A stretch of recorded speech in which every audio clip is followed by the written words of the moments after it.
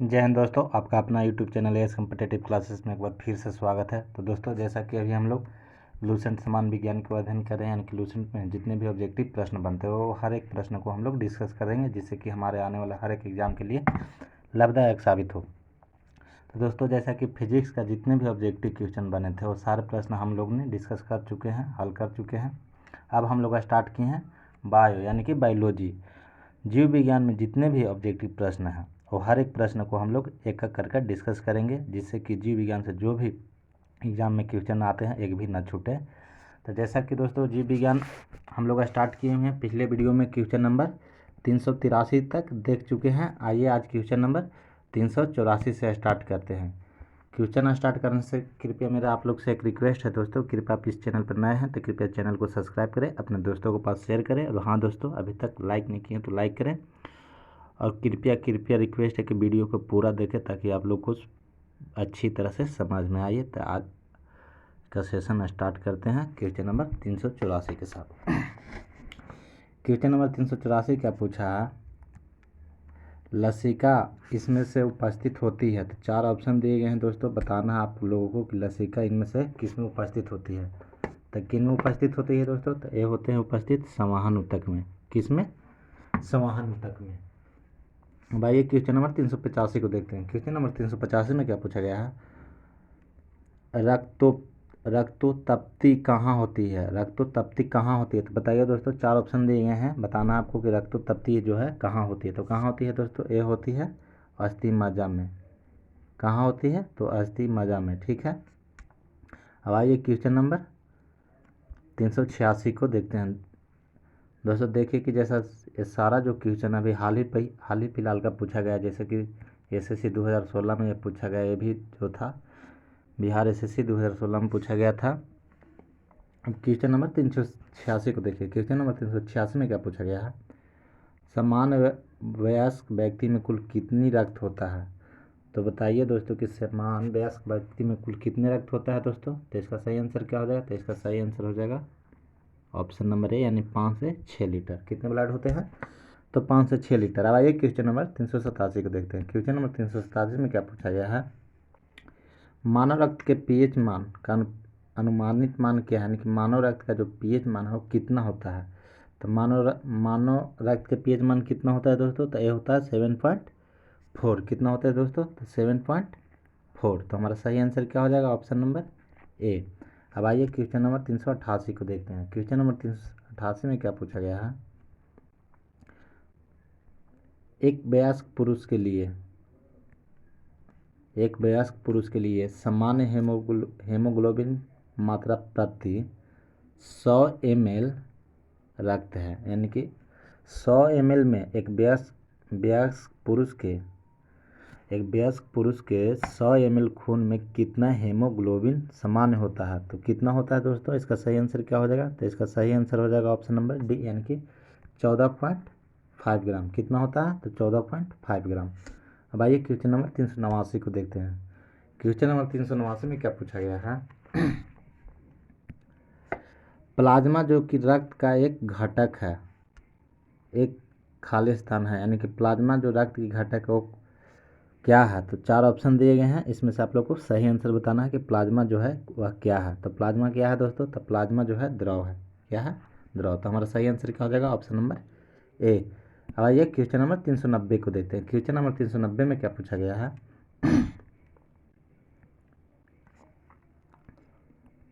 Plasma में जल का प्रतिशत होता है, यानी कि प्लाज्मा में जल का कितना प्रतिशत होता है दोस्तों? बताइए। आप लोग से पूछा गया है कि प्लाज्मा में जल का परसेंटेज कितना होता है, तो बताइए दोस्तों कि इसका सही आंसर क्या होगा? तो इसका सही आंसर हो जाएगा दोस्तों 90%, यानी प्लाज्मा में जो जल है कितना होता है? तो 90%। तो हमारा सही आंसर क्या होगा? Option number D. अब आइए क्वेश्चन नंबर 391 को देखते हैं। क्वेश्चन नंबर 391 में क्या पूछा गया है? वह आयन जो रुधिर प्लाज्मा में उपस्थित नहीं होता है, वह आयन कौन है जो रुधिर यानी प्लाज्मा में उपस्थित नहीं होता? तो चार ऑप्शन दिए हैं, इसमें से आप लोगों को सही आंसर बताना था। इसका सही आंसर क्या हो जाएगा दोस्तों? तो इसका सही आंसर हो जाएगा ऑप्शन नंबर डी, यानी कॉपर। कॉपर जो है रुधिर में यानी प्लाज्मा में उपस्थित नहीं होता है। तो हमारा सही आंसर क्या हो जाएगा? Option number D. अब आइए क्वेश्चन नंबर 392 को देखते हैं। क्वेश्चन नंबर 392 में क्या है? लाल रक्त कोशिकाओं का निर्माण हमारे शरीर के किस भाग में होता है? तो बताइए दोस्तों कि आरबीसी का निर्माण हमारे शरीर के किस भाग में होता है? तो किस भाग में होता है दोस्तों? ये होता है अस्थिम मज्जा में। तो हमारा सही आंसर क्या हो जाएगा? Option number C. अब आइए क्वेश्चन नंबर 393 को देखते हैं। क्वेश्चन नंबर 393 में क्या पूछा गया है? मनुष्य की लाल रक्त कोशिकाओं का जीवन काल कितना होता है? तो बताइए दोस्तों कि मनुष्य का जो लाल रक्त कोशिकाएं हैं उसका जीवन काल कितना होता है? तो कितना होता है दोस्तों? 120 दिन। तो हमारा सही आंसर क्या हो जाएगा? Option number A. अब आइए क्वेश्चन नंबर 394 को देखते हैं। क्वेश्चन नंबर 394 में क्या पूछा गया है? निम्न में से किसको आरबीसी का कब्रिस्तान कहा जाता है? तो बताइए, चार ऑप्शन दिए गए हैं, इनमें से किन्हें आरबीसी का कब्रिस्तान कहा जाता है? तो किन्हें कहा जाता है दोस्तों? तो पलीहा को कहा जाता है। तो हमारा सही आंसर क्या हो जाएगा? ऑप्शन नंबर सी, यानी कि पलीहा। अब आइए क्वेश्चन नंबर 395 को देखते हैं। क्वेश्चन नंबर 395 में क्या पूछा गया है? श्वेत रक्त कणिकाएं कितने प्रकार की होती है? चार ऑप्शन दिए गए हैं, इसमें से आपको बताना है कि श्वेत रक्त कणिकाएं जो है कितने प्रकार की होती है। तो कितने प्रकार की होती हैं दोस्तों? तो 5 प्रकार की। तो हमारा सही आंसर क्या हो जाएगा? ऑप्शन नंबर सी, यानी कि श्वेत रक्त जो कणिकाएं हैं वह 5 प्रकार की होती है। अब आइए क्वेश्चन नंबर 396 को देखते हैं। क्वेश्चन नंबर 396 में क्या पूछा गया है? रक्त में श्वेत कणों का मुख्य प्रयोजन क्या है? चार ऑप्शन दिए गए हैं, इसमें से आप लोग को बताना है कि रक्त में जो है श्वेत कणों का मुख्य प्रयोजन क्या है? तो क्या है दोस्तों? इसका सही आंसर क्या हो जाएगा? तो संक्रमण से संघर्ष करना, यानी कि श्वेत रक्त में श्वेत रक्त कणों का काम क्या है? तो संक्रमण से बचाव करना, ठीक है, यानी संघर्ष करना। अब आइए क्वेश्चन नंबर 397 को देखते हैं। क्वेश्चन नंबर 397 में क्या पूछा गया है? रक्त में सफेद रक्त कण खाली स्थान बताना है कि क्या होगा? तो बताइए दोस्तों कि रक्त में जो सफ़ेद कण है क्या होता है? शरीर को संक्रमण से बचाता है। रक्त में जो सफ़ेद रक्त कण है वो क्या करता है? तो शरीर को संक्रमण से बचाता है। तो हमारा सही आंसर हो जाएगा ऑप्शन नंबर सी। अब आइए क्वेश्चन नंबर 398 को देखते हैं। क्वेश्चन नंबर 398 में क्या पूछा गया है?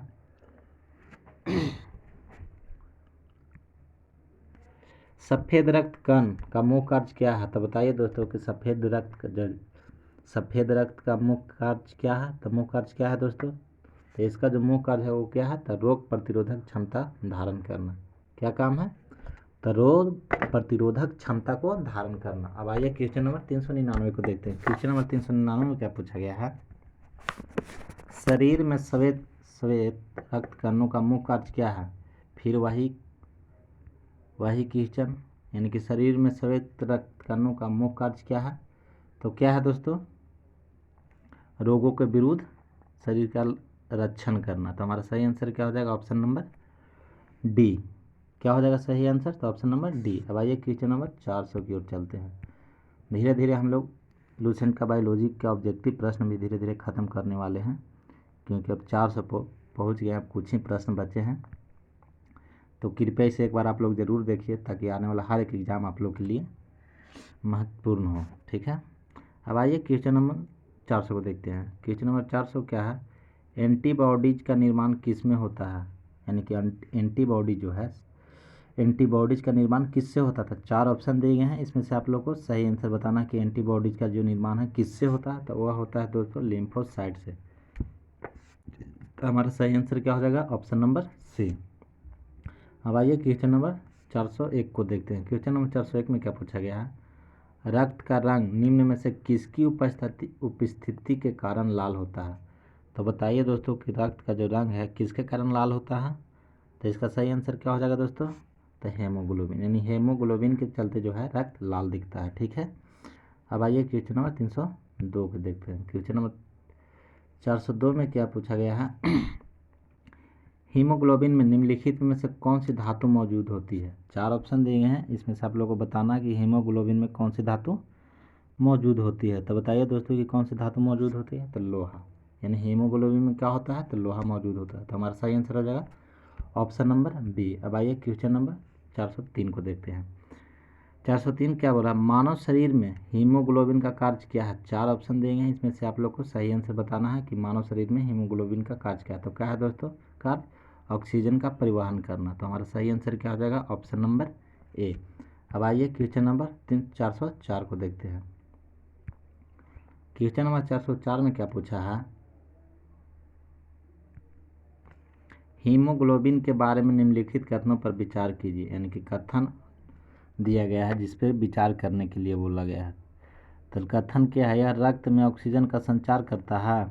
दूसरा बोला है यह लौह युक्त यौगिक है। तीसरा में क्या बोला है, यह कुछ रोगों के प्रति प्रतिरक्षा प्रदान करता है। चौथा में क्या बोला है, यह रक्त को लाल रंग प्रदान करता है। तो बताइए, यह रक्त में ऑक्सीजन का संचार करता है। सही बात है, ये एक सही होगा।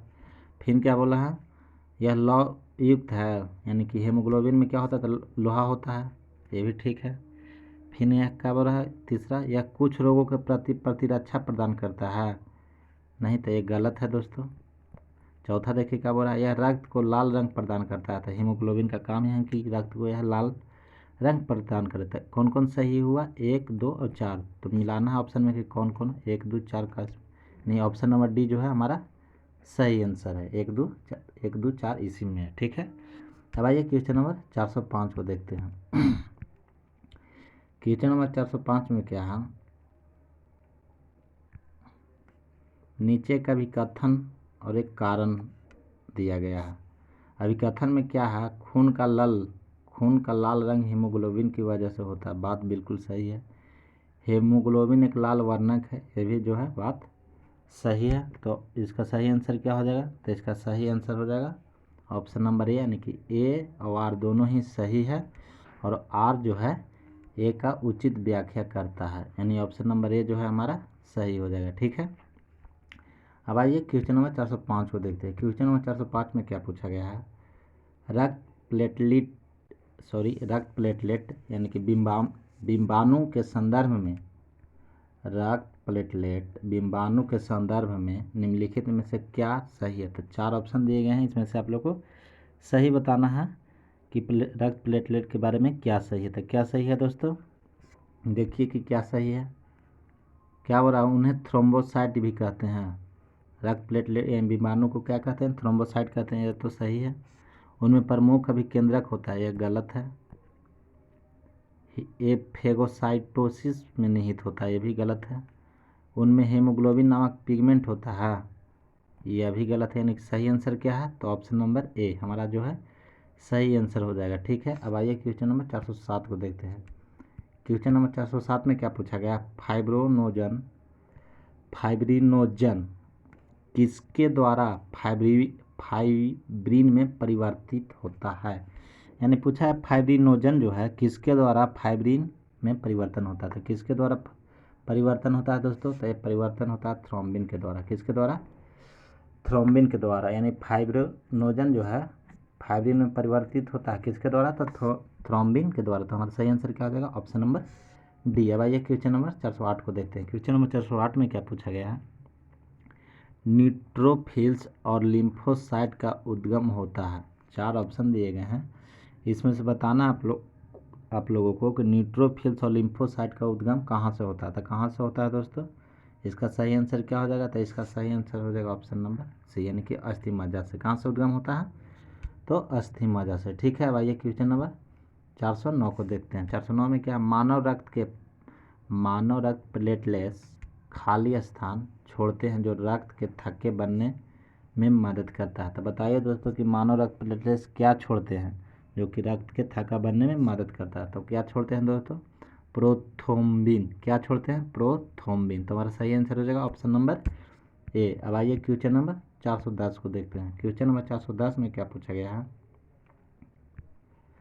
रक्त में प्रतिस्कंदक पदार्थ कौन सा है। 4 ऑप्शन दिए गए हैं, इसमें से आप लोग को बताना है कि रक्त में जो है प्रतिस्कंदक पदार्थ कौन सा है। तो वो है दोस्तों हिपेरिन। कौन, हिपेरिन। तो हमारा सही आंसर हो जाएगा ऑप्शन नंबर बी, यानी कि हिपेरिन जो है वो रक्त को जमने नहीं देता है, ठीक है। अब आइए क्वेश्चन नंबर 411 को देखते हैं। 411 में क्या पूछा गया है, शरीर के अंदर रक्त का स्कंदन किसकी उपस्थिति के कारण होता है। फिर वही क्वेश्चन, तो किसके उपस्थिति के कारण होता है दोस्तों, तभी तो बता के गए हैं कि किसके उपस्थिति के कारण, हिपेरिन के कारण। तो हमारा सही आंसर क्या हो जाएगा, ऑप्शन नंबर बी। अब आइए क्वेश्चन नंबर 412 को देखते हैं। क्वेश्चन नंबर 412 में क्या पूछा गया है? समान मानव का खून बहने का समय और जमने का समय है, क्रमशः बताना कि समान मानव का खून जो बहने और जमने का समय क्या है दोस्तों? तो वह क्या है दोस्त? तो वह है 2 से 7 मिनट, यानी कि 2 से 7 मिनट तक बहेगा और 3 से 10 मिनट तक जम जाना चाहिए। 3 से 10 मिनट के बीच में जम जाना चाहिए, ठीक है। तो हमारा सही आंसर हो जाएगा ऑप्शन नंबर सी। अब आइए क्वेश्चन नंबर 413 को देखते हैं। क्वेश्चन नंबर 413 में क्या पूछा गया है? रक्त समूह का आविष्कारक है, यानी कि बताना आप लोगों की रक्त समूह किस का आविष्कारक कौन है। तो कौन है दोस्तों? तो रक्त समूह का आविष्कारक है कार्ल लैंडस्टीनर। कौन? तो कार्ल लैंडस्टीनर। हमारा सही आंसर हो जाएगा ऑप्शन नंबर ए। अब आइए क्वेश्चन नंबर 414 को देखते हैं। क्या बोला? ABO खून ग्रुप प्रणाली का आविष्कार किसने किया था? तो 4 ऑप्शन दिए गए हैं, इसमें से बताना है कि ABO का खून ग्रुप प्रणाली का आविष्कार किसने किया था। तो किसने किया था दोस्तों? तो लैंडस्टीनर साहब ने ही। तो हमारा सही आंसर क्या हो जाएगा? ऑप्शन नंबर सी, यानी कार्ल लैंडस्टीनर, ठीक है। अब आइए क्वेश्चन नंबर 415 को देखते हैं। क्वेश्चन नंबर 415 में क्या पूछा गया है? आर्च कारक ने अपना यह नाम दिया, नाम किस जानवर से लिया है? यानी आर्च कारक जो है अपना यह नाम किस जानवर से लिया गया है? तो किस जानवर से लिया है दोस्तों? इसका सही आंसर क्या हो जाएगा? तो वह बंदर से लिया है। किससे लिया है? बंदर से। तो हमारा सही आंसर क्या हो जाएगा? Option number A. अब आइए क्वेश्चन नंबर 416 को देखते हैं। क्वेश्चन नंबर 416 में क्या पूछा है? AB रक्त समूह के व्यक्ति को यूनिवर्सल रेसिपिएंट कहते हैं। AB रक्त समूह के व्यक्ति को यूनिवर्सल रेसिपिएंट कहते हैं, क्योंकि ऐसा किस लिए कहते हैं? AB रक्त समूह वाले व्यक्ति को यूनिवर्सल रेसिपिएंट क्यों कहते हैं दोस्तों? तो क्यों कहते हैं बताइए, इसका सही आंसर क्या होगा? तो इसलिए कहते हैं क्योंकि उसके रक्त में रोग प्रतिकारक नहीं पाए जाते हैं। क्या नहीं पाए जाते हैं? तो रोग प्रतिकारक नहीं पाए जाते हैं। तो हमारा सही आंसर क्या हो जाएगा? Option number B. अब आइए क्वेश्चन नंबर 317 को देखते हैं। क्वेश्चन नंबर 317 में क्या पूछा गया है? AB रक्त समूह में, यानी कि AB रक्त समूह में क्या पाए जाते हैं? 4 ऑप्शन दिए गए हैं, इसमें से आप लोग को सही आंसर बताना। तो सही आंसर क्या हो जाएगा दोस्तों? तो सही आंसर हो जाएगा एंटीबॉडी नहीं रहते हैं। AB रक्त समूह में क्या नहीं रहते हैं? तो एंटीबॉडी नहीं रहते हैं। तो हमारा सही आंसर क्या हो जाएगा? Option number B. अब आइए क्वेश्चन नंबर 418 को देखते हैं। क्वेश्चन नंबर 418 में क्या पूछा गया है? AB रक्त वर्ग वाला एक व्यक्ति, 4 ऑप्शन दिए गए हैं, इसमें से आप लोग को सही आंसर बताना। तो AB रक्त वाला एक व्यक्ति जो है किसी भी वर्ग से रक्त ले सकता है। AB वर्ग वाला व्यक्ति के ABO रक्त, यानी AB और O रक्त वाले लोग किसी भी व्यक्ति को AB रक्त वर्ग वाला एक व्यक्ति किसी भी वर्ग से रक्त ले सकता है। तो हमारा सही आंसर क्या हो जाएगा? Option number C. अब आइए क्वेश्चन नंबर 419 को देखते हैं। क्वेश्चन नंबर 419 में क्या है? यदि किसी पुरुष का रक्त वर्ग AB हो तथा महिला का रक्त वर्ग B हो, यदि किसी पुरुष का रक्त वर्ग A या B हो तथा महिला का रक्त वर्ग B हो, तो उनकी संतानों में निम्नलिखित में से कौन सा रक्त वर्ग उपस्थित नहीं हो सकता है? तो बताइए दोस्तों कि उनकी संतानों में कौन सा जो है रक्त वर्ग उपस्थित नहीं हो सकता? तो वो जो है नहीं उपस्थित होगा। क्या नहीं उपस्थित होगा उनकी संतान में? तो ओ। तो हमारा सही आंसर क्या हो जाएगा? Option number D. अब आइए क्वेश्चन नंबर 420 को देखते हैं। क्वेश्चन नंबर 420 में क्या पूछा गया है? यदि एक पिता का रक्त वर्ग ए और माता का रक्त वर्ग ओ हो, तो बताइए कि उनके पुत्र का निम्नलिखित में से कौन सा रक्त वर्ग हो सकता है? तो बताइए कि उनके पुत्र में कौन सा रक्त वर्ग होगा? तो कौन सा रक्त वर्ग होगा दोस्तों?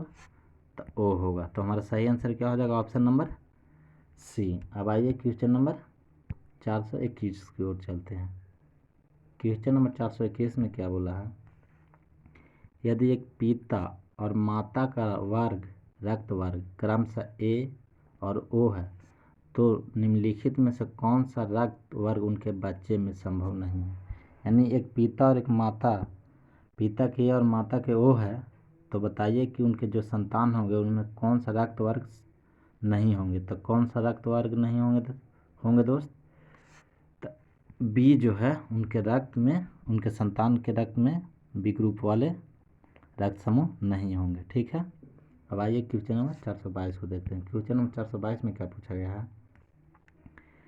यदि दोनों जनकों का रुधिर वर्ग ए बी हो, यानी माता पिता दोनों का वर्ग रुधिर वर्ग ए बी हो, तो उनके बच्चों को संभावित रुधिर वर्ग होंगे। तो कौन सा संभावित उनके बच्चे में रुधिर वर्ग होंगे दोस्त? इसका सही आंसर क्या होगा? तो होगा उनके बच्चे में क्या, ए चाहे बी चाहे ए बी दोनों। ठीक है, तो हमारा सही आंसर क्या हो जाएगा? Option number B. अब आइए क्वेश्चन नंबर 423 को देखते हैं। क्वेश्चन नंबर 423 में क्या पूछा गया है?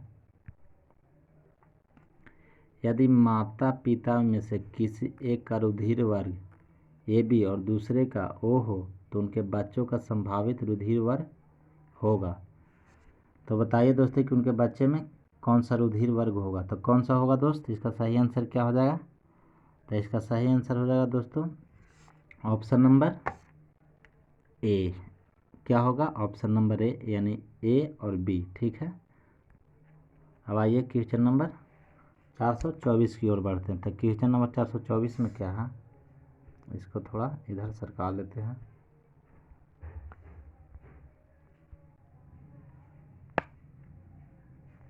अब आइए,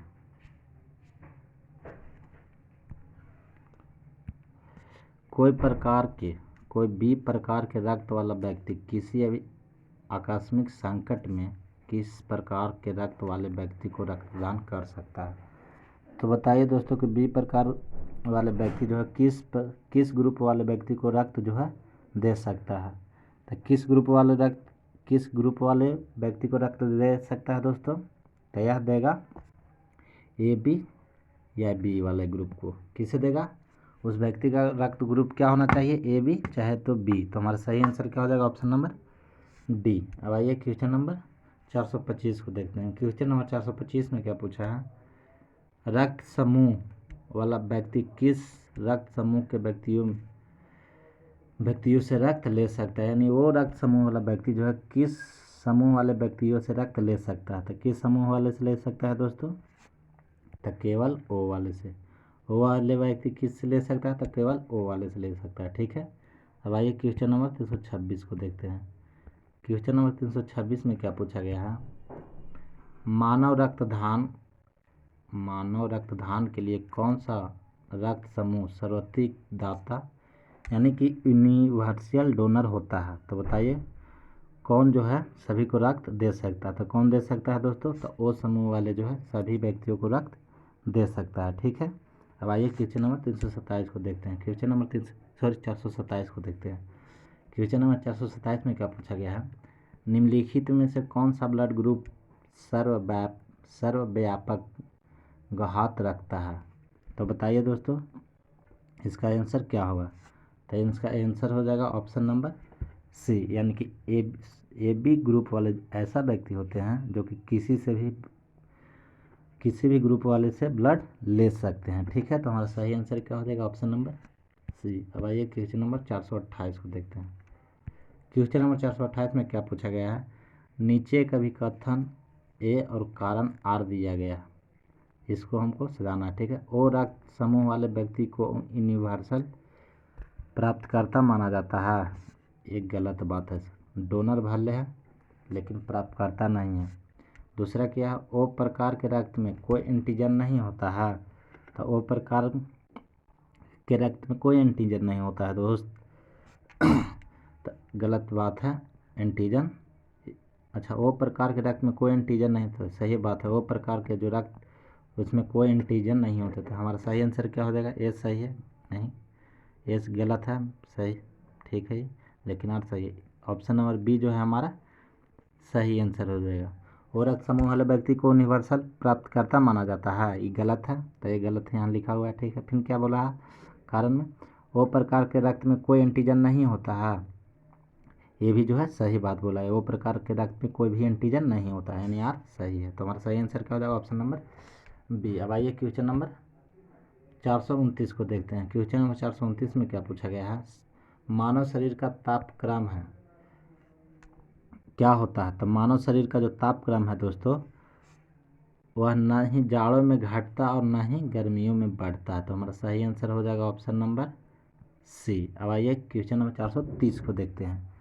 क्वेश्चन नंबर 430 में क्या पूछा गया है, जन्म के बाद मानव को किस ऊतक में कोई कोशिका विभाजन नहीं होता है। यानी कि जन्म के बाद मानव के किस ऊतक में कोई भी कोशिका विभाजन नहीं होता है। तो किस ऊतक में कोई भी कोशिका विभाजन नहीं होता है दोस्तों, तो तंत्रिका में। तंत्रिका में जन्म के बाद कोई भी कोशिका विभाजन नहीं होता है। ठीक है, तो हमारा सही आंसर हो जाएगा ऑप्शन नंबर बी। अब आइए क्वेश्चन नंबर 431 को देखते हैं।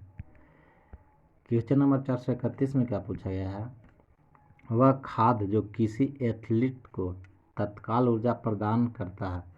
तो बताइए कि वह कौन सा खाद्य है जो किसी एथलीट को तत्कालिक ऊर्जा प्रदान करता है। तो वह कौन सा है दोस्तों, वह है ग्लूकोज। तो हमारा सही आंसर क्या हो जाएगा ऑप्शन नंबर ए। अब आइए क्वेश्चन नंबर 432 को देखते हैं। क्वेश्चन नंबर 432 में क्या पूछा गया है, प्रचुरतम मात्रा में खाद्य प्रोटीन के दो ज्ञात स्रोत निम्नलिखित में से कौन से हैं। यानी प्रोटीन वाले आपको खाद्य पदार्थ इसमें से चुनना है। तो बताइए कि प्रचुर मात्रा में किस में प्रोटीन पाया जाता है। तो किस में पाया जाता है दोस्तों, तो ये पाया जाता है सोयाबीन और मूंगफली में। तो हमारा सही आंसर क्या हो जाएगा ऑप्शन नंबर सी। अब आइए क्वेश्चन नंबर 433 को देखते हैं। क्वेश्चन नंबर 433 में क्या पूछा गया है, सबसे अधिक प्रोटीन पाई जाती है। तो बताइए दोस्तों कि सबसे अधिक प्रोटीन कहाँ पाई जाती है। तो वो पाई जाती है सोयाबीन के दाने में। कहाँ पाई जाती है, तो सोयाबीन के दाने में। तो हमारा सही आंसर हो जाएगा ऑप्शन नंबर डी। अब क्वेश्चन नंबर 434 में क्या पूछा गया है, निम्नलिखित में से कौन सा प्रोटीन का सबसे अच्छा स्रोत है। फिर वही बात आप लोग को बताना कि प्रोटीन का सबसे अच्छा स्रोत कौन है। तो कौन है दोस्तों, मूंगफली। सोयाबीन के बाद कौन आता है, मूंगफली। तो हमारा सही आंसर क्या हो जाएगा ऑप्शन नंबर बी। अब आइए क्वेश्चन नंबर 435 को देखते हैं। क्वेश्चन नंबर 435 में क्या पूछा गया है, दूध में पाए जाने वाला मुख्य प्रोटीन कौन सा है। तो बताइए दोस्तों, चार ऑप्शन दिए गए हैं कि दूध में कौन सा मुख्य प्रोटीन पाया जाता है। तो दूध में कौन सी प्रोटीन पाई जाती है दोस्त, तो ए पाई जाती है कैसीन। कौन सी, तो कैसीन। तो हमारा सही आंसर हो जाएगा ऑप्शन नंबर डी। अब आइए क्वेश्चन नंबर 436 को देखते हैं। क्वेश्चन नंबर 436 में क्या पूछा गया, दूध का धावल रंग निम्नलिखित में से किसकी उपस्थिति के कारण होता है। तो बताइए कि दूध का जो धावल रंग होता है किसकी उपस्थिति के कारण होता है। तो किसकी उपस्थिति के कारण होता है दोस्तों, तो वो होता है कैसीन के ही कारण। किसके कारण होता है, तो कैसीन के ही कारण होता है। ठीक है, तो हमारा सही आंसर हो जाएगा ऑप्शन नंबर डी। क्या होगा, हमारा ऑप्शन नंबर डी जो है सही आंसर हो जाएगा। ठीक है, अब आइए क्वेश्चन नंबर 437 को देखते हैं। क्वेश्चन नंबर 437 में क्या पूछा गया है, गाय के दूध का रंग किसकी मौजूदगी के कारण थोड़ा पीला होता है। तो बताइए कि गाय के दूध में क्या पाया जाता है जिसके कारण पीला होता है। तो बताइए दोस्तों कि क्या पाया जाता है। इसका सही आंसर क्या हो जाएगा, कैरोटीन। यानी गाय के दूध में क्या होता है, तो कैरोटीन। तो हमारा सही आंसर हो जाएगा ऑप्शन नंबर डी। तो दोस्तों आज का सेशन यहीं पर समाप्त होता है। आपको यह वीडियो कैसा लगा कृपया कमेंट करके ज़रूर बताइएगा। और हाँ दोस्तों, अगर अभी तक आपने मेरे चैनल को सब्सक्राइब नहीं किया है तो कृपया चैनल को सब्सक्राइब कर लें और अपने दोस्तों के पास शेयर करें। और हाँ दोस्तों, लाइक करना ना भूलें, क्योंकि आपका एक लाइक मेरे लिए बहुत बड़ा मोटिवेशन का कारण बनता है। ठीक है, तो मिलते हैं अगले वीडियो में नए सेशन के साथ। जय हिंद, जय भारत।